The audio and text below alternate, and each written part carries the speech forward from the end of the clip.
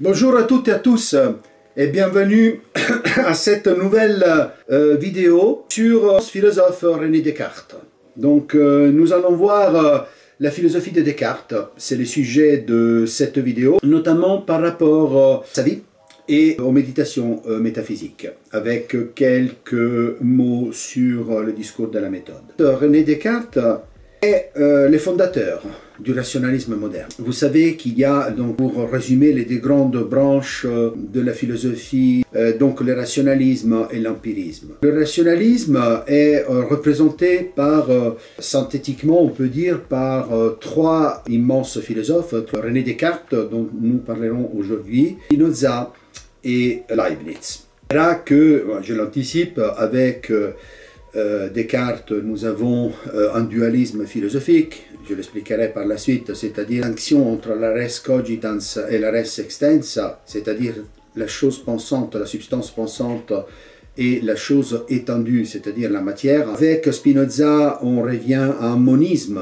c'est-à-dire un monisme de la substance, pas un dualisme, mais un monisme de la substance. Et avec Leibniz, nous aurons un rationalisme qui s'articule, donc un rationalisme pluriel, plus articulé. Mais le sujet de notre vidéo aujourd'hui est le philosophe français, l'immense philosophe René Descartes. J'en dirai deux mots sur sa vie et puis je ferai une introduction importante pour que vous puissiez comprendre mieux cette philosophie du sujet, et notamment ce qu'on appelle la métaphysique du sujet, élaborée par René Descartes. René Descartes, né en 1596 à La Haye, en Touraine, dans une famille de petite noblesse. Son père était conseiller au Parlement de Bretagne et sa mère mourut en 1597. Descartes étudiait au collège des Jésuites, les fameux collèges de La Flèche, donc très célèbre. Entre en 1606 dans ce collège prestigieux, parmi les plus prestigieux, sinon le plus prestigieux des Jésuites, et en tout cas parmi les autres collèges aussi existants, les autres congrégations religieuses. En tout cas, le collège de La Flèche était, je le cite, une des plus célèbres écoles de l'Europe. Il avait une santé fragile, compensée par des dons intellectuels exceptionnels. Il reçoit un enseignement solide, donc les jésuites étaient spécialisés dans l'enseignement, donc non seulement humaniste, mais aussi scientifique, religieux, bien sûr, et théologique. Donc, par la suite, par contre, oui, Descartes reconnaîtra devoir beaucoup à cette formation. Tout de même, il restera fort critique, et on le verra avec l'élaboration de sa philosophie. Il critique surtout la partie de la logique et surtout la syllogistique, donc d'origine aristotélicienne, donc le raisonnement syllogisme, le syllogisme aristotélicien, avec une prémisse, une démonstration, etc. Une partie de la logique qui est contestée, en tout cas critiquée par Descartes. Pourquoi? Parce que quelque part c'est une logique qui se base sur une dynamique dialogique, c'est-à-dire du dialogue, la parole. Descartes jette ce type de syllogistique, ce type de logique, parce qu'il est attiré puissamment par les mathématiques. La mathématique qui trouve grâce à ses yeux et qui est source, comme nous verrons et comme il dira par la suite, de certes Descartes. Il a dit je me plaisais surtout aux mathématiques à cause de la certitude et de l'évidence de leur raison. Donc ces concepts de la certitude et de l'évidence sont fondamentaux chez Descartes, nous allons les voir. Ceci, il l'a écrit en 1637 dans le très célèbre ouvrage Discours de la méthode. Je vous montre ici le Discours de la méthode. L'autre grand ouvrage, il y en a beaucoup, mais en tout cas les deux fondamentaux sont le Discours de la méthode et les méditations métaphysiques.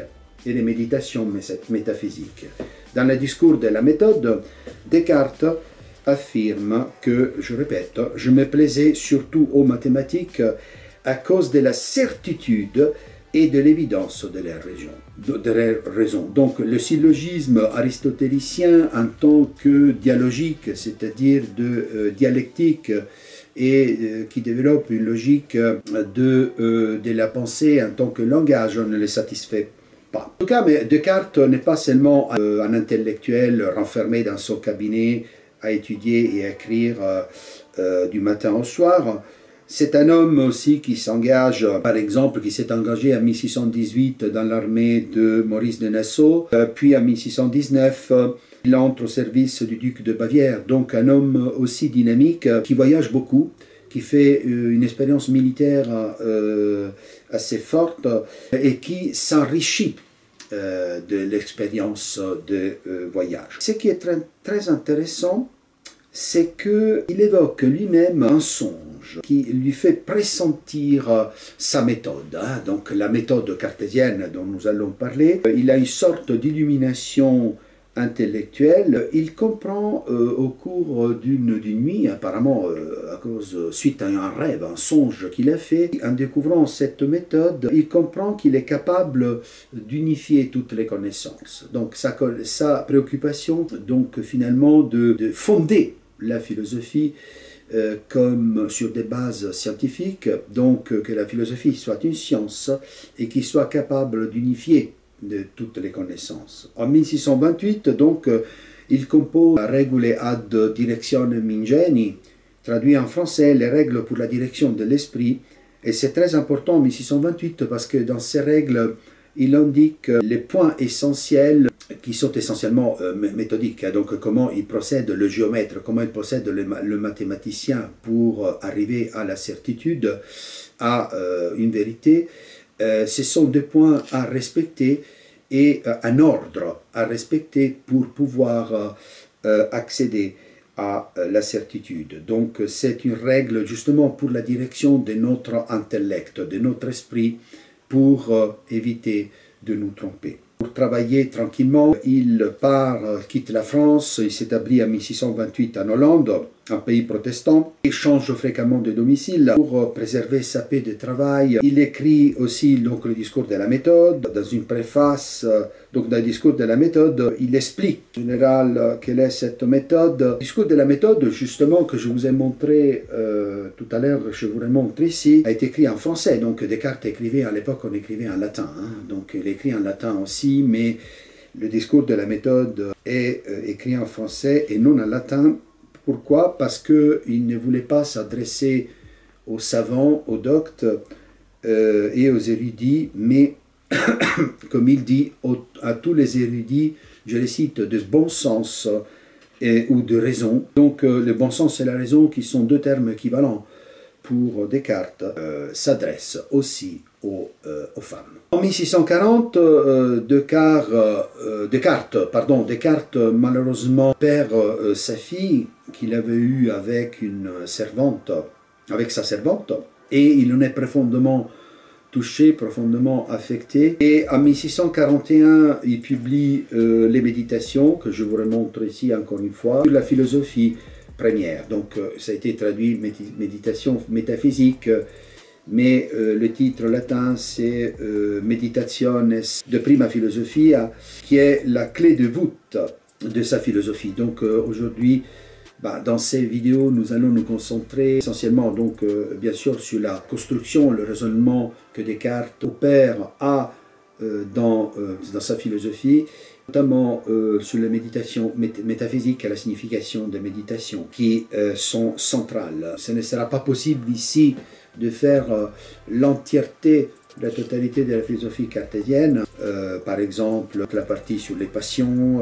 sur la morale. Nous allons examiner les points principaux, fondamentaux, qui d'ailleurs sont les plus célèbres, les éléments qui ont fondé le rationalisme moderne et la philosophie moderne. Il devient très célèbre, il écrit aussi les principes de la philosophie en 1644, qui seront Principia Philosophiae, qui seront repris par exemple, critiquer Leibniz, hein, concernant donc la conception de la conscience, hein, la conscience de la volonté infinie et de la source de l'erreur. Donc la critique leibnizienne à Descartes surtout en se basant surtout sur les principes de la philosophie, donc Principia Philosophiae en latin.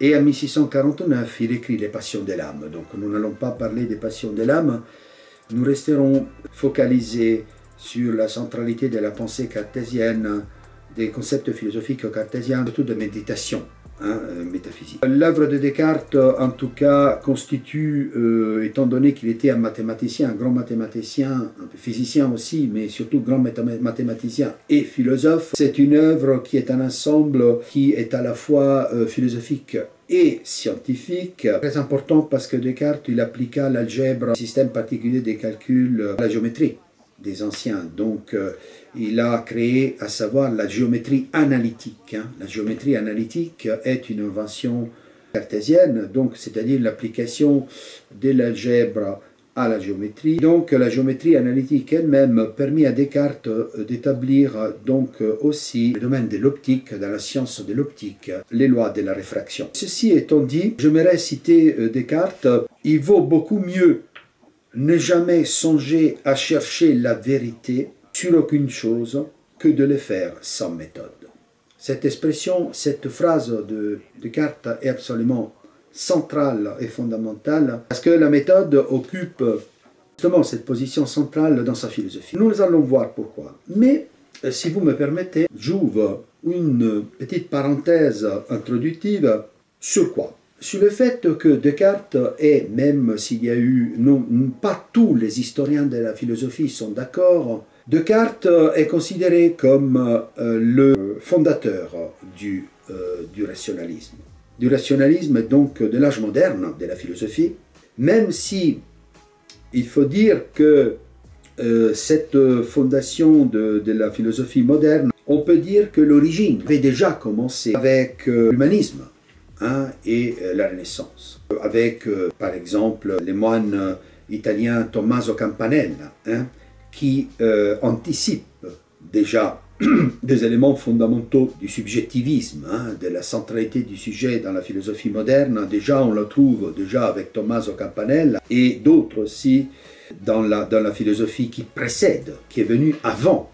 Bien avant Descartes. Comme je disais, donc Tommaso Campanella, déjà, et quelques d'autres aussi, penseurs, théologiens, mais pas seulement théologiens, mais philosophes aussi, un homme d'église, donc appartenait à une congrégation religieuse, Tommaso Campanella, mais qui développe une philosophie déjà moderne. L'idée de la modernité, donc Descartes est le fondateur du rationalisme moderne, donc de la philosophie moderne. Qu'est-ce que ça veut dire? Ça veut dire que la raison, avec lui, la raison prend réellement un essor très important basé sur, en s'appuyant sur la méthode.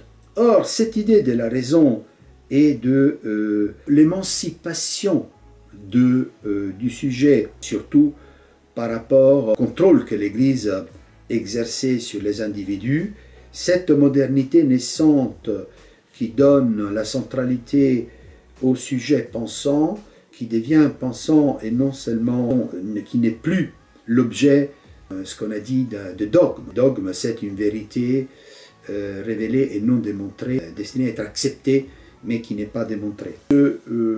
Surgir de la modernité, déjà, donc historiquement avec l'humanisme, je reviendrai à Descartes tout à l'heure, l'humanisme, que comme vous savez est un mouvement intellectuel et littéraire paru en Italie au XIVe siècle, en France au XVe et au XVIe siècle, donc il se répandra un peu partout en Europe, mais il naît en Italie et il se développe particulièrement en France. Et nous avons in nous déjà en puissance là l'homme moderne qui développe son esprit critique, qui s'oppose au contrôle omnipuissant de l'Église. Là où je veux en venir, c'est qu'il y a un changement profond dans la mentalité et dans les mœurs, c'est-à-dire un accroissement de la conscience de la valeur et du sujet, de la subjectivité en tant que telle, qui rejette les dogmes et les vérités imposées d'en haut, donc développe un esprit critique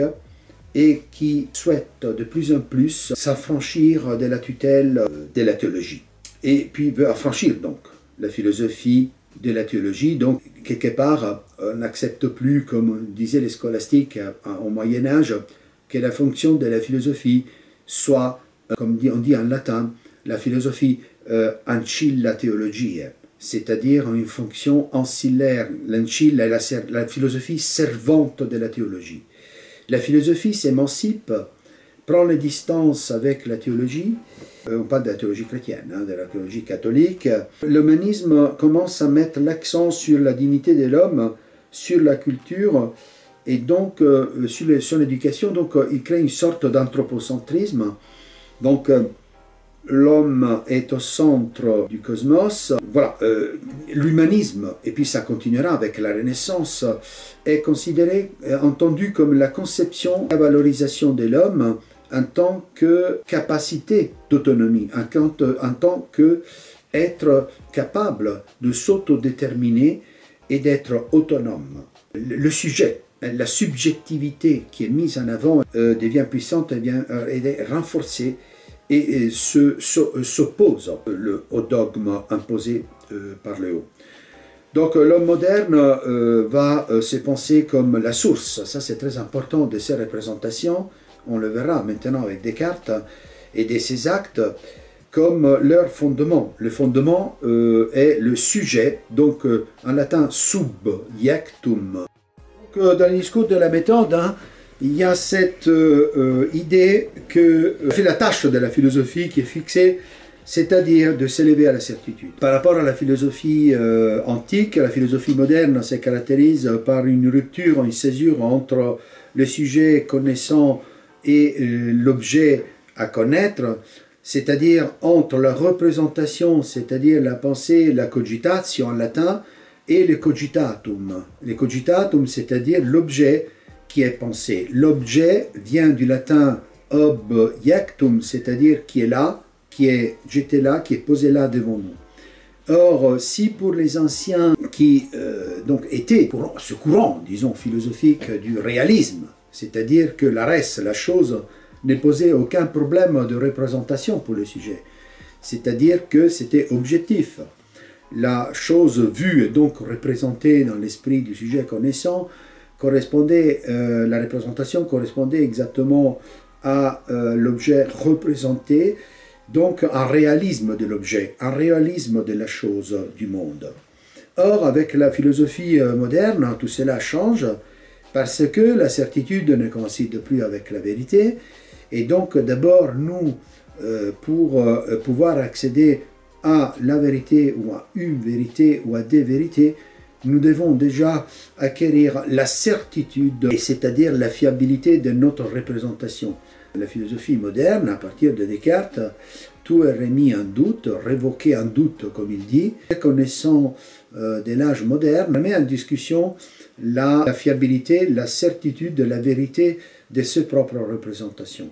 Donc on verra déjà, et là Descartes on pose déjà les fondations, on arrivera avec Kant au dépassement du rationalisme et de l'empirisme, c'est-à-dire quelque part Kant met en quelque sorte ensemble, met d'accord le rationalisme et l'empirisme, et en élaborant le concept d'une philosophie transcendantale. Le but de la philosophie est de établir, c'est poser la question de quelles sont les conditions de possibilité de la connaissance. Donc, c'est-à-dire comment le sujet connaissant connaît le monde. Donc, on est toujours dans cette distance entre le sujet connaissant et le réel qui est pensé. Donc, entre le cogitans, l'ego cogitans, et la res cogitata, donc la chose pensée, ou alors le cogitatum, c'est-à-dire la chose pensée. Dans ces cadres, donc Descartes, déjà dans le discours de la méthode, comme je viens de dire, fixe déjà quelques concepts fondamentaux. Il pose les principes essentiels de la philosophie moderne, qui sont des principes de recherche de la vérité. Et donc il faut passer par la certitude. Donc le rejet de l'autorité des anciens, pas de vérité sensible, il faut se méfier de sens, de vérité transmises par les sens, parce que les sens peuvent nous tromper. Ils nous trompent souvent, pas toujours, mais peuvent nous tromper. Donc nous sommes entre une certitude partielle, entre l'incertitude et la certitude. Donc il n'est pas possible d'acquérir une certitude définitive si on se base sur les sensations que nos sens nous transmettent, nos 5 sens naturels nous transmettent. Il est nécessaire d'avoir une méthode. Methodos en grec, ça veut dire chemin, une voie à suivre. Et la méthode, donc, pour Descartes, ça c'est fondamental, est nécessaire pour la recherche de la vérité. Substantiellement, on peut dire que la méthode, un savoir certain, autrement dit une science. Les mathématiques et la science le poussent à philosopher. Grâce à la méthode, à l'application d'une méthode mathématique, c'est-à-dire la méthode du principe de l'ordre. Hein, il en fixe les points fondamentaux dans le discours de la méthode, donc dans les règles ad directionem ingeni, c'est-à-dire, comme je disais avant, les règles pour la direction de l'esprit. La méthode est constituée d'éléments qui est utilisé par les géomètres, par les mathématiciens. Par exemple, l'analyse, point constituant cette méthode, l'analyse, la synthèse, l'énumération et puis la récapitulation. C'est-à-dire que quand nous avons un problème, ce problème, il faut fuir déjà l'erreur, c'est-à-dire la précipitation. Si nous sommes dans la précipitation, nous commettons des erreurs. Donc il faut toujours procéder méthodiquement dans l'approche d'un problème et l'analyser, c'est-à-dire décomposer, démonter les parties qui constituent la question, le problème à analyser, pour après arriver à une énumération, c'est-à-dire de revérifier toutes les étapes du raisonnement, et ensuite faire une synthèse, c'est-à-dire comme synthesis en grec, ça veut dire assemblage, remettre ensemble. Si on a mis en pièces les éléments qui étaient ensemble et qui ne nous permettaient pas de comprendre le problème, en les démembrant ce problème, et puis en le remettant ensemble, une fois qu'on a analysé chaque élément de la question même, du problème même, on le remet ensemble, on fait une synthèse pour arriver à une solution possible du problème. Donc, et puis il y a aussi la récapitulation, c'est-à-dire un recontrôle de tous les passages logico-mathématiques qui ont été utilisés dans cette méthode, dans l'analyse du problème. Donc la méthode nous permet d'atteindre la certitude de la connaissance, c'est-à-dire que la certitude de la connaissance n'est jamais acquise, c'est-à-dire que tout doit être passé au crible de la raison. Et pour Descartes, il faut se libérer des préjugés, c'est-à-dire de ce qui est jugé avant de faire l'expérience, soit des personnes, soit des choses. Donc la certitude, on peut l'atteindre, on peut l'obtenir, la certitude de la connaissance, par les seules mathématiques pures, qui sont la géométrie et l'arithmétique, en appliquant la méthode dont les éléments que je viens d'expliquer. On peut l'appliquer à d'autres sciences que les mathématiques, que la géométrie, et aussi à la philosophie. Donc la philosophie comme science, c'est-à-dire la philosophie qui est représentée métaphoriquement comme un arbre dont les branches sont constituées par les autres disciplines. C'est grâce à la méthode que Descartes fait de la philosophie. Et donc, il vise la raison qui analyse, qui décompose, qui recompose en suivant la méthode mathématique, vise la certitude, vise donc, c'est la recherche de la vérité, mais qui n'est plus acquise d'avant, c'est-à-dire basée sur un dogme ou sur des dogmes, sur des vérités considérées comme vraies, mais qui sont inaccessibles par la raison. Cette nécessité de la raison naturelle de passer tout au crible, de tout contrôler, et de vérifier avant d'arriver à une certitude. Donc il n'y a pas de certitude a priori, il y a de certitude, disons, a posteriori, dans le sens que après que la raison ait méthodiquement analysé le réel, l'objet réel ou le problème, d'une façon méthodique, point après point. Et tout cela pour arriver à un jugement clair et distinct. S'il est clair, on ne peut pas dire on peut pas dire qu'au contraire, parce qu'il y a tous les éléments qui démontrent que le jugement est clair, et en même temps distinct parce qu'il est séparé d'autres choses, donc on distingue, on identifie bien le problème avec la résolution du problème. Donc, c'est-à-dire que le sujet connaissant vis-à-vis du réel ne prend plus sa représentation comme certaines, plus d'office automatiquement la représentation de l'objet d'une façon automatique, on pourrait dire, mais la représentation est soumise, la représentation de l'objet réel du monde, la représentation que nous en faisons pour en être sûr qu'elle soit vraie, elle doit passer au crible de la raison à travers la méthode et donc à travers aussi le doute. Donc pour le dire en deux mots, la raison donc qui est donnée à tous, donc le bon sens, doit être guidée par la méthode pour atteindre le vrai, comme je viens de dire. Le bon sens est synonyme de raison. Cette raison qui est que nous devons faire fonctionner pour arriver à une certitude, et puis donc identifier éventuellement la certitude avec la vérité, c'est la raison qui est répartie parmi tous les hommes. Et il est absolument indispensable d'utiliser cette méthode dont je viens de parler, mais aussi le doute est absolument nécessaire pour arriver à l'évidence, à ce que Descartes appelle l'évidence, donc ce qui est clair et distinct, qui est signe de la vérité. L'évidence, c'est le signe de la vérité, mais qui n'est pas immédiate, qui n'est pas escomptée, qui n'est pas inspiré par un réalisme de la simple présence de l'objet existant dans le monde réel qui s'est traduit dans notre représentation et qui est objet qui est pris tel quel. Non, il y a donc cette rupture, cette césure. Les sujets connaissants ne prend pas l'objet qu'il voit, ne le saisit pas du monde extérieur, ne le saisit pas et ne le considère pas tel qu'il est, tant qu'il n'a pas certain, c'est-à-dire certain est vrai, tant qu'il n'a pas examiné, qu'il n'arrive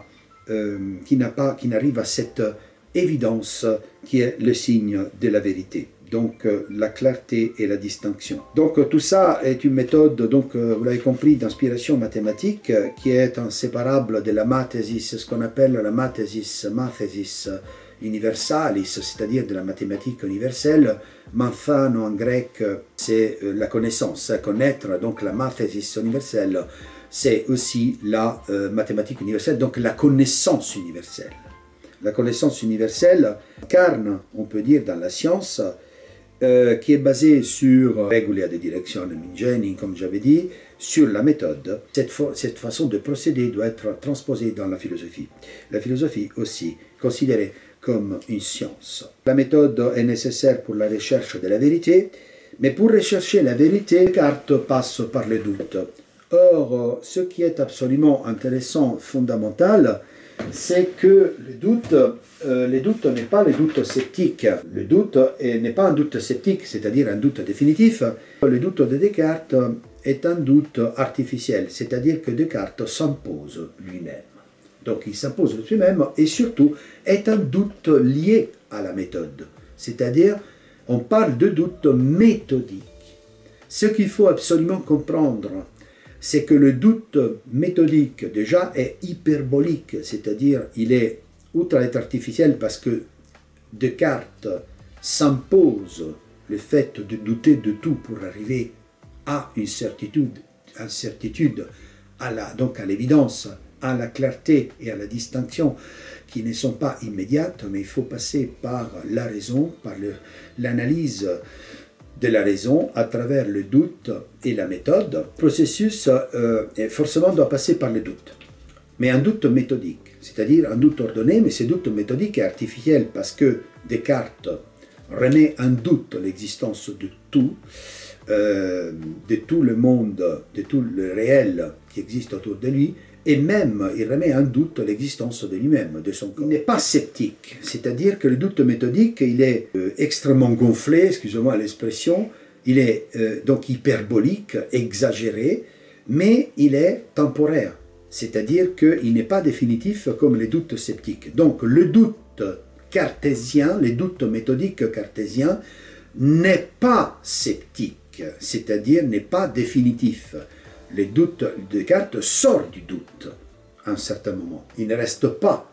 La philosophie de Descartes n'est pas une philosophie qui reste dans un doute permanent par rapport au réel qui l'entoure et par rapport à lui-même.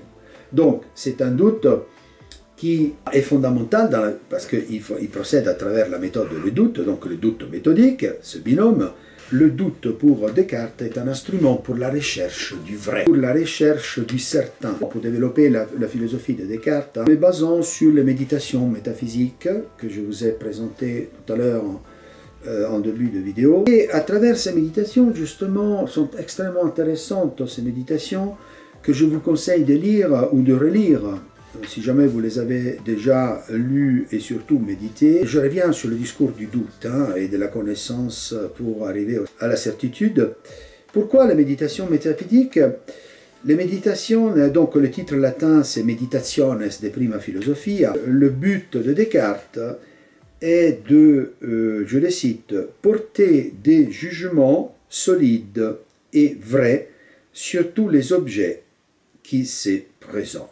Donc, c'est le problème de la représentation, la philosophie moderne, le problème de la représentation qui ne transmet pas au sujet connaissant, elle n'est plus en lien direct l'objet qui est vu, qui est cogitatum, c'est-à-dire l'objet qui est pensé, n'est plus pensé sous une forme immédiatement réelle et certaine.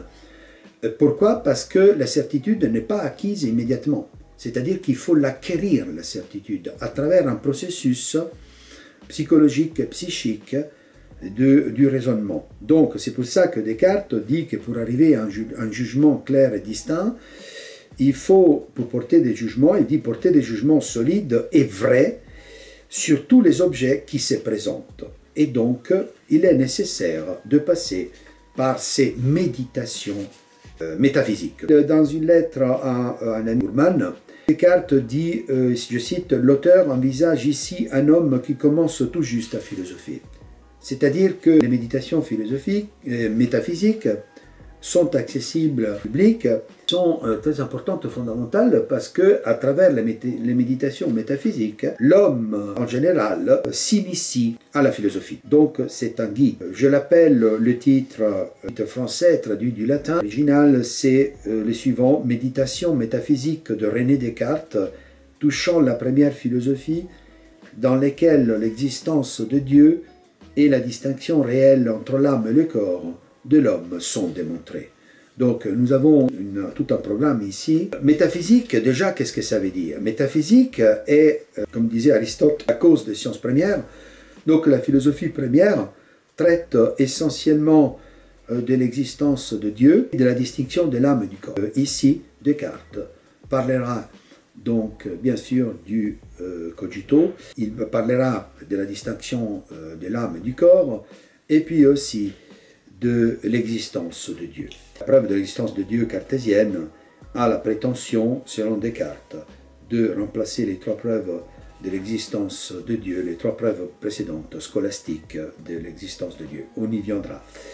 Donc, dans ce texte qui est très riche, c'est un texte qui est, Descartes le fait comprendre très bien, qui nous invite à penser. C'est sur le fait de penser, c'est-à-dire que selon Descartes, la réflexion est le premier mode de la pensée et qu'on arrive au concept que le moi est une chose pensante. Dans ces méditations, sur lesquelles je me concentre maintenant, c'est très important de prendre en considération que le jeu utilisé par Descartes, c'est pas lui qui parle en première personne. Le narrateur n'est pas Descartes lui-même. Ce jeu-là est un jeu élargi, généralisé. Donc c'est pas Descartes qui parle lui en première personne avec ce pronom personnel à la première personne. Il y a un enchaînement, il y a un ordre, dirons même mathématique de méditation. Descartes nous demande de les lire l'une après l'autre, non pas plus qu'une par jour, et justement de les méditer, de réfléchir dessus pour que chacun puisse s'en approprier. Donc le jeu de méditation métaphysique est bien différent du jeu utilisé dans les discours de la méthode, c'est-à-dire que c'est un jeu qui permet d'effectuer le parcours indiqué par Descartes même dans ses méditations, l'une après l'autre. Il y en a 6 en total, 6 méditations. Méditer, donc, ça veut dire quoi? ce qu'il a fait, Descartes, pour élaborer sa philosophie. Méditer veut dire se détourner des préjugés. J'en parlais avant de préjugés, en effet.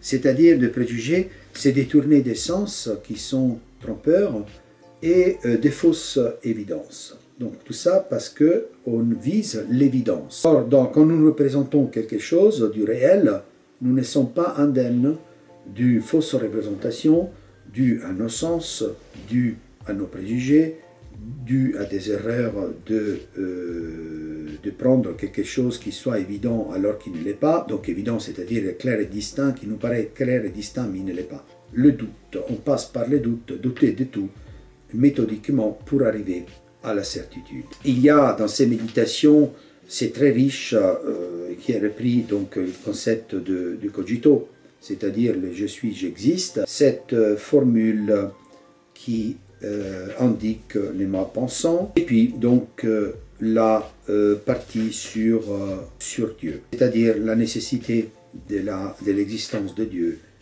pour arriver à la certitude et à la vérité. Donc le doute est artificiel, comme j'ai dit. Il y a la radicalité du doute mise en place par la méditation. Ces méditations servent donc ce sont des exercices de l'esprit, qui sont nécessaires pour entamer un parcours philosophique.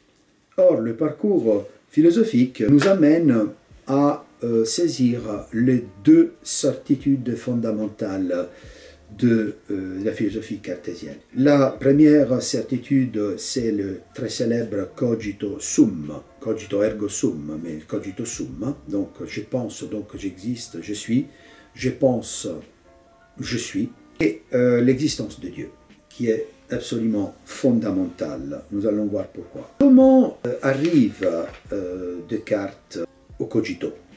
Comment il s'achemine vers le cogito?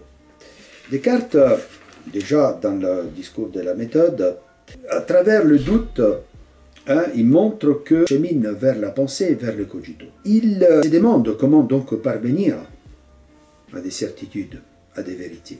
Et il se sert du doute. Donc, il porte tout d'abord sur le sensible, le doute, et puis sur l'intelligible. Il arrive ensuite au je pense. Alors, le fait d'arriver au je pense, c'est que, en remettant tout en cause, c'est-à-dire même l'existence de son corps, Descartes arrive à la conclusion qu'il existe comme moi pensant, je suis, j'existe, c'est-à-dire cogito ergo sum, je suis un existant, je suis quelque chose qui pense, une existence. J'arrive à la compréhension de l'existence de moi-même comme une chose qui pense, res cogitans en latin, et chose ici signifie substance. Or, en doutant de tout, il arrive à la conviction que s'il pense, il existe. Il y a le fameux argument du Dieu trompeur, c'est-à-dire d'un malin génie qui lui permet de révoquer tout un doute, de douter de tout, et même des vérités mathématiques, par exemple que 3 plus 5 donne 8, par exemple, donc que tout peut être illusion. Mais au sein du doute, ce qui est intéressant, c'est que Descartes le dit, au sein du doute, il y a une certitude qui surgit. Donc il doute de tout, il n'est plus sûr de rien, mais il y a une certitude qui surgit et qui est toutefois inébranlable. En fait, qu'est-ce qu'il découvre? Eh bien, Descartes découvre, non seulement qu'il pense, mais la nature de ce je pense, de ce cogito, et en fait, il découvre qu'il est une substance dont toute l'essence est de pensée. Donc, cette pensée, c'est défini par la conscience. Donc, pour Descartes, la pensée et la conscience sont exactement la même chose. Donc, le fait de mettre tout en doute, de douter de tout, mais finalement, s'il y a un Dieu mauvais, méchant, Dieu trompeur, il fait cette hypothèse, pas le vrai Dieu, le Dieu vérace, il sait très bien que Dieu n'est pas mauvais, mais il fait l'hypothèse que même dans les cas où il y a un Dieu malin, un Dieu trompeur, qui arrive à le tromper même sur les vérités, par exemple les vérités éternelles, mathématiques, qui sont considérées par Descartes comme éternelles, le fait que, par exemple, que l'addition de 3 plus 5 n'est pas égale à 8, ou l'addition de 2 plus 2 égale 4, mais alors ça pourrait donner 5 aussi. Donc remettre en doute toutes les certitudes et toutes les vérités, même les vérités éternelles mathématiques, il dit que finalement, ce génie malin, trompeur, peut tout faire, sauf l'empêcher. Il ne peut pas l'empêcher de douter. Et donc, s'il doute, il doute d'une quelconque vérité, certitude, ou soi-disant vérité, ou soi-disant certitude. Il peut douter de tout, mais il ne peut pas douter du fait qu'il pense.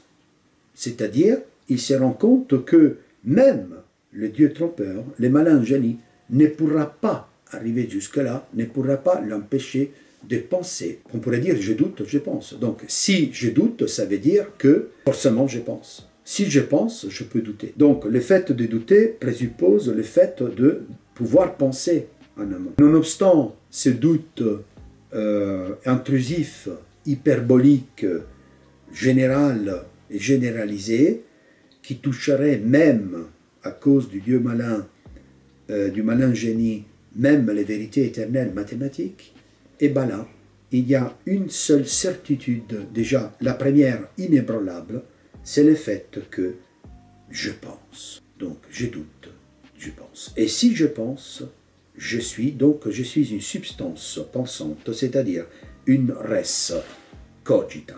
Donc ça c'est la première vérité absolument fondamentale.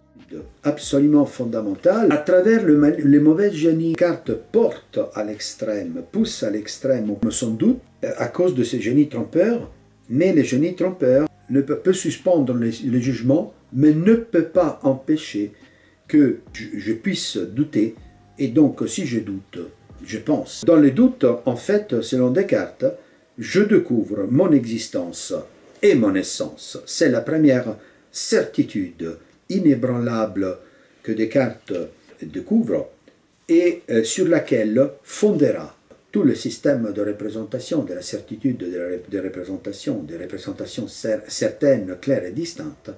Tout est fondé sur le sujet. Donc il fonde une métaphysique du sujet, la métaphysique du sujet, donc la philosophie du sujet qui naît avec Descartes. Donc ce qui est essentiel à prendre en considération et qui est fondamental, c'est que cette saisie de soi-même, cette certitude de soi-même, il l'appelle en latin cogito sum, cogito ergo sum.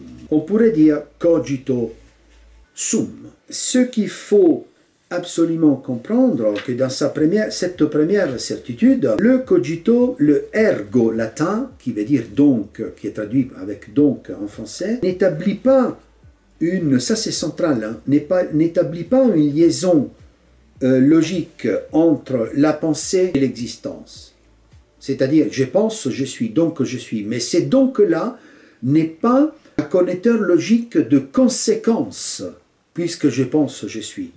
Non, c'est-à-dire que la cogitatio, en latin, c'est-à-dire la pensée, du moment que je pense, je suis immédiatement. Donc la pensée, l'être, l'existence, ce n'est pas une conséquence du fait que je pense à l'existence.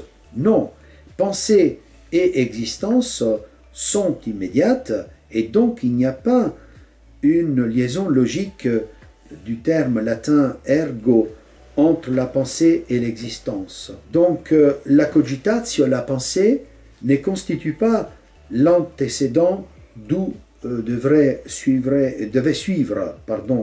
l'existence. Ce n'est pas le conséquent. Il n'y a pas de syllogisme.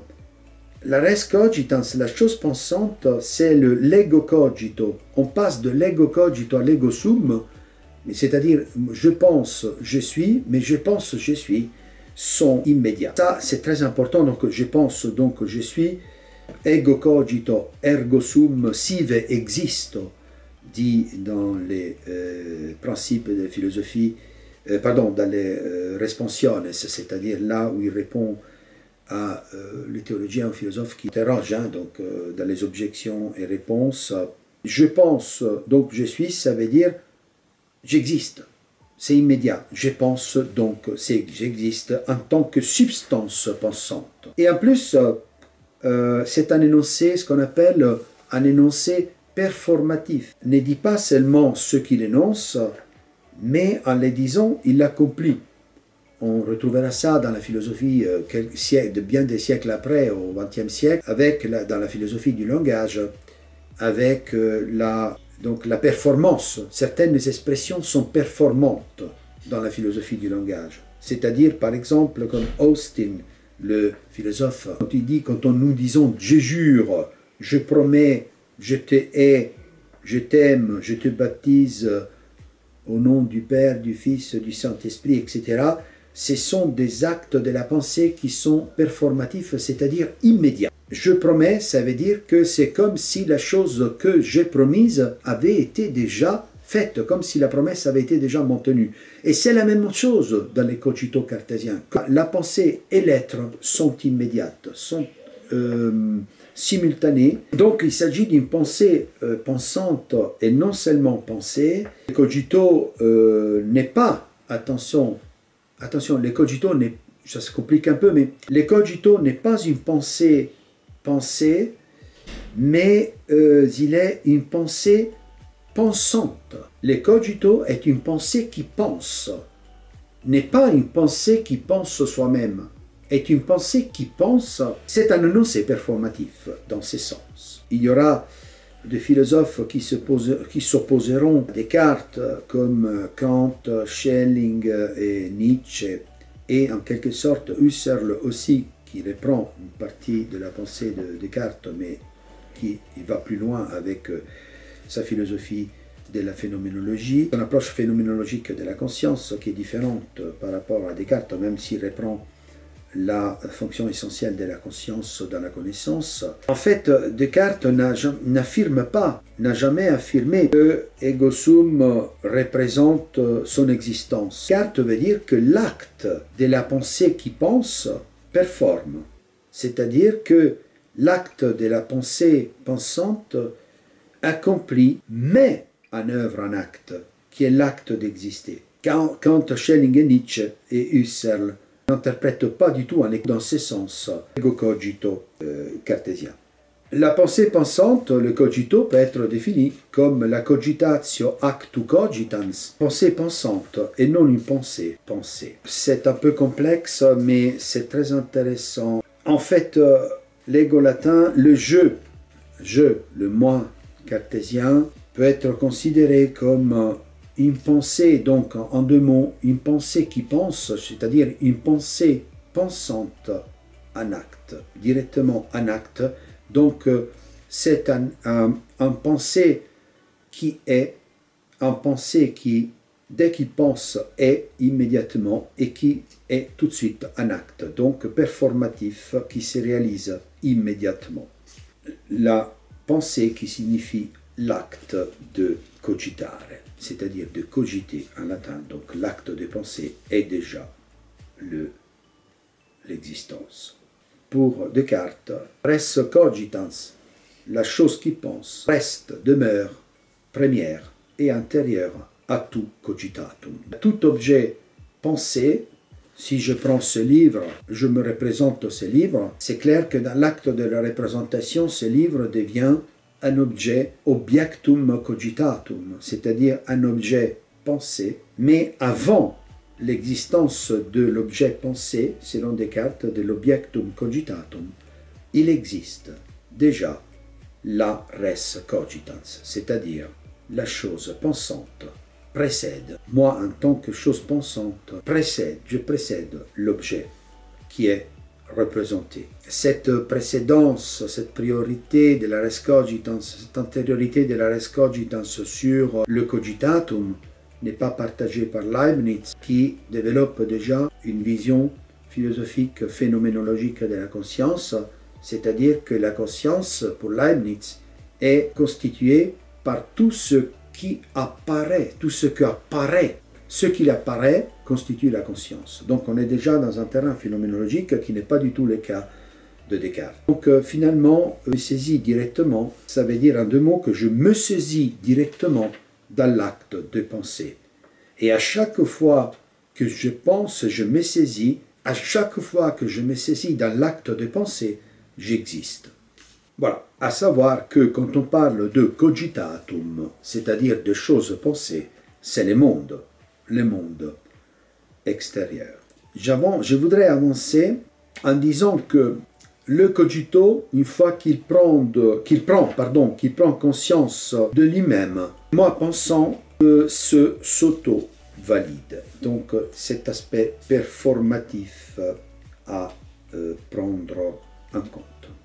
Donc une fois fixé, première certitude fondamentale, et avoir établi que la conscience est l'essence de la pensée, donc que la pensée s'est définie par la conscience, Descartes s'achemine vers la deuxième certitude. La deuxième certitude est l'existence de Dieu. Concernant l'existence de Dieu, après avoir donc établi la première certitude, l'avoir rencontré, les cogito, Descartes découvre une deuxième vérité. Quelle est-elle? C'est l'existence de Dieu. Pour prouver l'existence de Dieu, Descartes ne fait pas appel à la théologie, et notamment à la théologie, disons, ne répond pas, fait mention, peut-être se base, mais ne répond pas, si on peut les appeler comme ça, les démonstrations, les preuves théologiques de pères de l'Église, de l'existence de Dieu, donc faites, élaborées par les pères de l'Église, et ensuite par la scolastique. Preuve que Descartes apporte tout à fait originale. Et selon lui, cette preuve qu'il apporte remplit la fonction de remplacer toutes les autres preuves de l'existence de Dieu qui ont été données précédemment. Alors, comment arrive à la démonstration, à la preuve de l'existence de Dieu? Pourquoi Descartes a besoin de démontrer, de prouver l'existence de Dieu dans sa philosophie? Alors, on peut partir du fait que, pour prouver cette existence, Descartes tient plusieurs raisonnements, synthétiquement, et puis je vais dans les détails. D'abord, nous pouvons mentionner la preuve par l'idée de parfait, c'est-à-dire que l'homme n'a pas le pouvoir, n'a pas pu créer l'idée de parfait en lui-même, parce que l'idée de la perfection, l'idée de parfait, le dépasse infiniment. L'homme est fini, est un être fini, n'est pas un être infini. Il ne peut pas avoir créé l'idée de l'infinité des dieux, de l'infini lui-même, puisqu'il est un être fini. Donc un être fini ne peut pas produire l'infini, une idée infinie. Et puis, la preuve ontologique aussi, c'est-à-dire de l'existence de l'être de Dieu. Et donc, rapidement, grâce à l'existence de Dieu, nos idées claires et distinctes, les vérités mathématiques sont vraies parce qu'elles ont été créées directement par Dieu. Donc Dieu existe nécessairement, et Dieu est le Dieu vérace. Synthétiquement, après je vais dans les détails. Le Dieu vérace, c'est-à-dire Dieu, le Dieu cartésien, est le Dieu, un Dieu chrétien, mais le Dieu chrétien de Descartes est un Dieu vérace, c'est-à-dire qu'il est le garant de la vérité.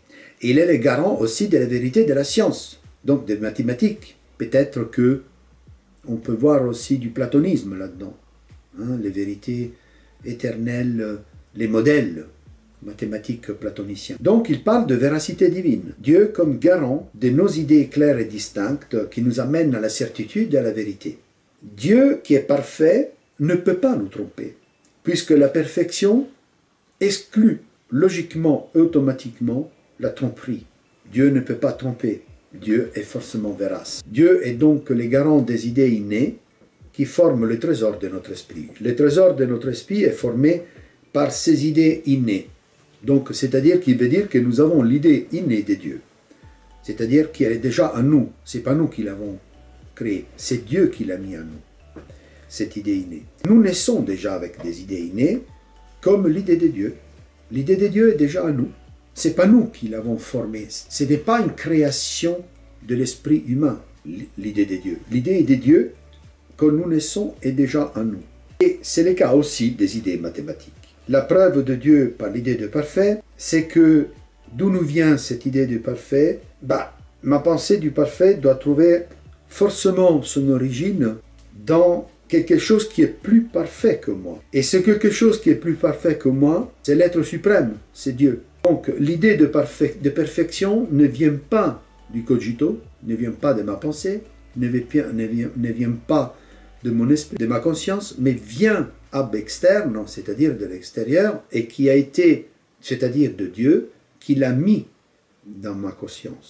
Alors, les idées des choses extérieures, oui, que je vois, peuvent provenir de moi, mais l'idée d'un être parfait ne peut pas provenir de moi, doit forcément provenir d'un être qui est plus parfait, infiniment plus grand que moi. Donc, la cause de l'idée innée, la cause de la perfection vient de Dieu. La cause de l'idée de parfait que je trouve en moi ne peut être que Dieu. Puis nous avons l'argument ontologique, c'est-à-dire qu'à la question l'existence est-elle une perfection, Descartes répond dans les méditations métaphysiques que je peux ne pas penser Dieu, mais si à moi, comme c'est le cas, j'ai l'idée d'un être premier, d'un être suprême qui est à l'origine de tout et qui me dépasse infiniment, il est forcément nécessaire qu'il ait toutes les perfections.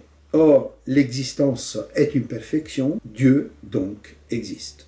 Donc la conclusion est la suivante. Parce que j'ai l'idée de Dieu, je puis déduire que Dieu existe. Donc l'idée de Dieu qui est innée et qui est mise en moi par Dieu même, et que je ne peux pas produire par moi-même, puisque c'est l'idée d'un être parfait que je ne peux pas produire moi-même parce que je suis un être fini, seulement Dieu étant fini, ça veut dire que Dieu existe. Et puis la question de Dieu garant de l'évidence. Dieu est fondamental pour Descartes dans la relation avec le sujet connaissant, parce que si nous enlevons Dieu de la philosophie cartésienne, toute la construction philosophique cartésienne s'écroule. Parce que tout est basé sur Dieu comme garant de la certitude et de la vérité. Et encore plus de vérité mathématique. Et certitude, si nous arrivons à certitude intellectuelle, est-ce qu'elle est possible sans Dieu? Alors déjà, l'existence, il est dit dans le discours de la méthode, l'existence de Dieu est encore plus certaine que celle des objets extérieurs. Or, Dieu est le garant du fait que mes idées ne sont pas de simples sons. Parce que je pourrais dire, je suis éveillé, mais qui me dit que je ne suis pas en train de songer, de rêver? Que ce que je me représente m'apparaît comme vrai, mais finalement est faux. Donc, vous voyez cette césure entre le sujet et l'objet. Qui me dit que que je me représente, moi, dans l'acte de voir l'existence du réel, l'objet et ma représentation est correcte, bonne et correspond au réel? Eh bien, le garant que je ne suis pas en train de rêver, que je ne suis pas en train de m'imaginer des choses qui n'existent pas, et que je ne suis pas en train de tomber dans ce qu'on appelle en philosophie le solipsisme, c'est-à-dire que je me représente un monde qui n'existe pas, construit par mes facultés mentales, c'est Dieu qui m'assure que les idées claires et distinctes sont vraies. C'est Dieu qui m'assure que tout ce que je vois est clairement et qui vient, et distinctement, et qui vient à l'évidence de mon esprit est vrai. Donc l'existence du réel, par exemple l'existence de mon corps, que je perçois comme corps, c'est-à-dire la res extensa, la matière, qui se distingue d'une façon très nette chez Descartes avec la res cogitans qu'on a vu, le cogito, la chose pensante est distinguée, donc est dans la sphère métaphysique. Dans la sphère physique, il y a la res extensa, c'est-à-dire la chose étendue, la substance étendue, c'est-à-dire la matière.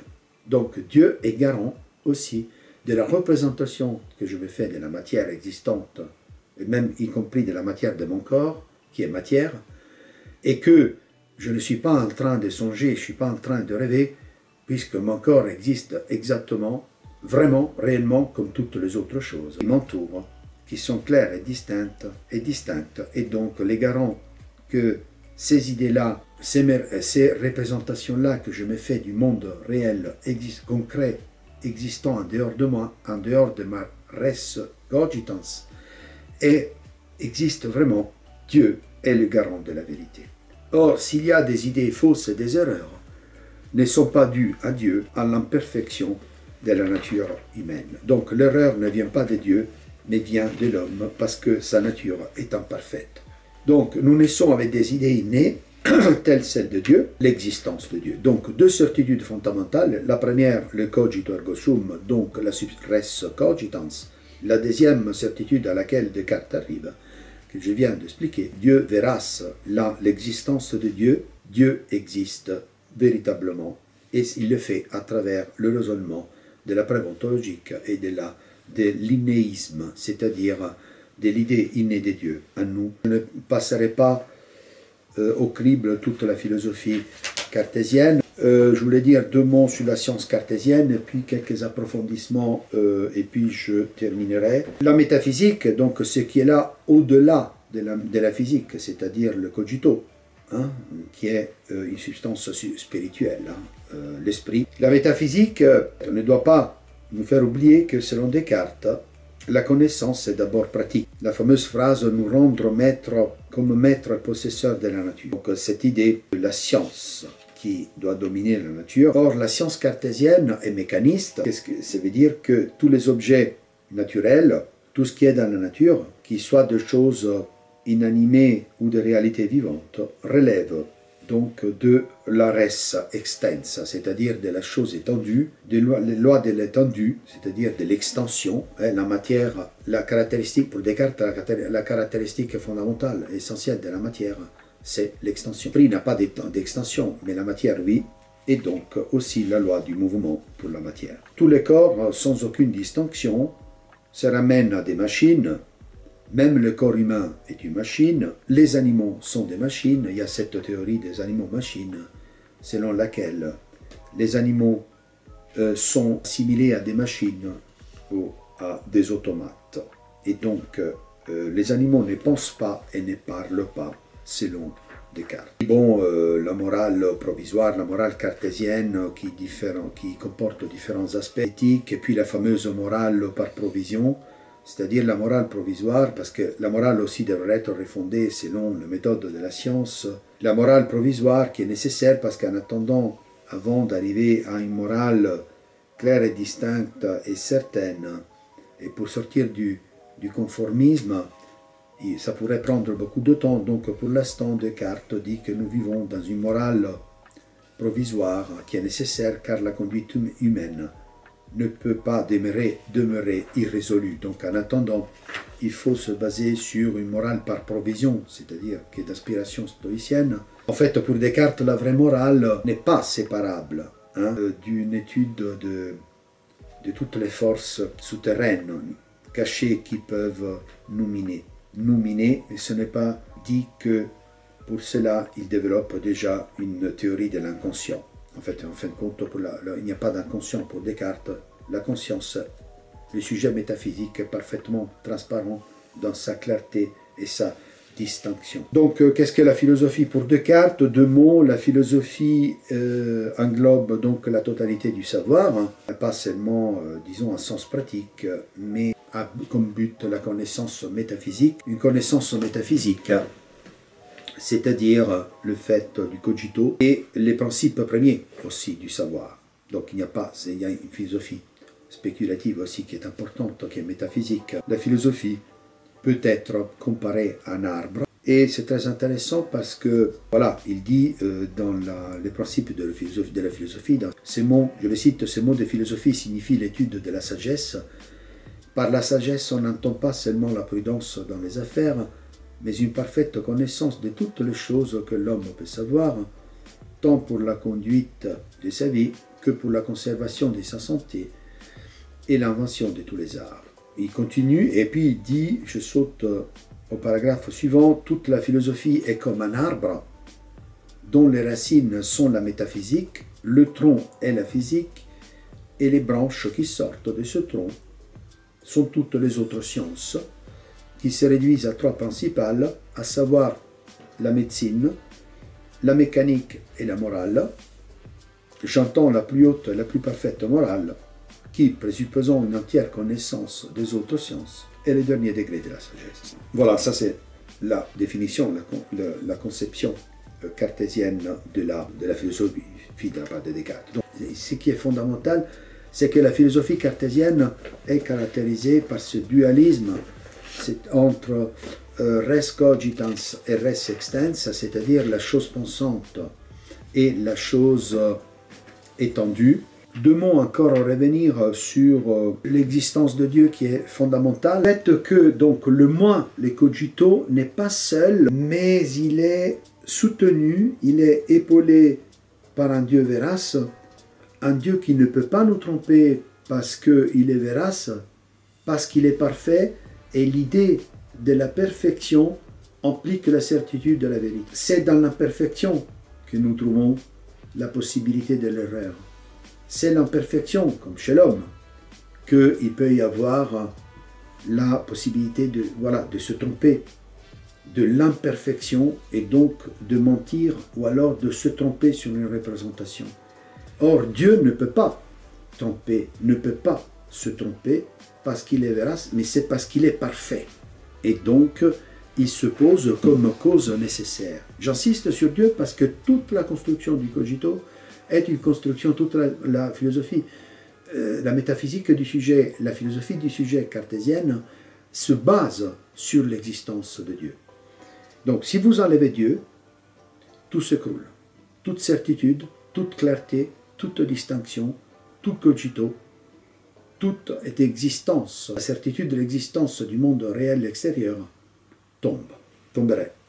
Et attention, ce qui est intéressant, c'est que dans la démonstration de l'existence, dans la preuve de l'existence de Dieu, Descartes fait le chemin inverse par rapport à beaucoup de démonstrations et de preuves de l'existence de Dieu précédentes. C'est-à-dire que Descartes ne parle pas de Dieu pour arriver à la création et démontrer l'existence du monde et de l'homme en partant de la puissance créatrice de Dieu. Descartes part du sujet de l'homme, part du sujet de la connaissance pour remonter vers Dieu. Donc, il ne descend pas de Dieu vers l'homme, mais de l'homme connaissant la démonstration, la preuve ontologique, la preuve de l'existence de Dieu vient du sujet connaissant pour remonter vers Dieu. Donc il n'y a pas, bon, il y en a qui ont parlé de théologie cartésienne, il y en a qui sont d'accord, il y en a qui ne sont pas d'accord. En tout cas, ce n'est pas une théologie scolastique, c'est plutôt une philosophie théologique, ou une théologie plutôt philosophique. Par exemple, la théorie de la création en continuée, c'est-à-dire que selon Descartes, il suffirait que Dieu ne pense plus à ce qu'il a créé, ne serait que pour quelques secondes, plus rien n'existerait, tout tomberait dans le néant. Donc Dieu continue d'une façon permanente à soutenir sa création. Il est toujours présent. Donc la cause nécessaire qui ne peut pas venir se soustraire à tout ça. C'est la preuve aussi a contingentia mundi, comme on l'appelle, part de l'être contingent qui a l'idée de Dieu, à Dieu comme celui qui crée une telle idée. Donc une preuve, comme on dit en latin, a contingentia mundi. Il y a deux preuves a posteriori, qui sont dites a posteriori, qui sont faites par les effets, qui sont conçus par Descartes par les effets, et une preuve a priori, c'est-à-dire qui examine directement l'essence même de Dieu. Donc, comme on a déjà dit, il affirme que l'existence étant une perfection, elle appartient nécessairement à l'essence de l'être souverainement parfait, donc à Dieu. Comme j'avais dit, je n'ai pas touché à tous les aspects de la philosophie cartésienne qui sont immenses. C'est une philosophie très étendue, bien sûr. Donc, j'ai voulu aller sur le sujet fondamentaux, essentiel pour la compréhension de la philosophie cartésienne et des concepts fondamentaux, donc les deux certitudes, l'origine, l'essence, la signification de la métaphysique du sujet, la naissance donc de la philosophie du sujet avec Descartes, à travers, donc, et puis les deux certitudes, les cogito et le sens du cogito, la signification du cogito, le doute, la méthode et puis l'existence de Dieu. Donc à travers le discours de la méthode et le livre de méditation métaphysique. Et je vous donne rendez-vous à la prochaine vidéo. N'oubliez pas de liker, faire part de vos commentaires et à bientôt et à la prochaine piqûre de Socrate. Bye bye.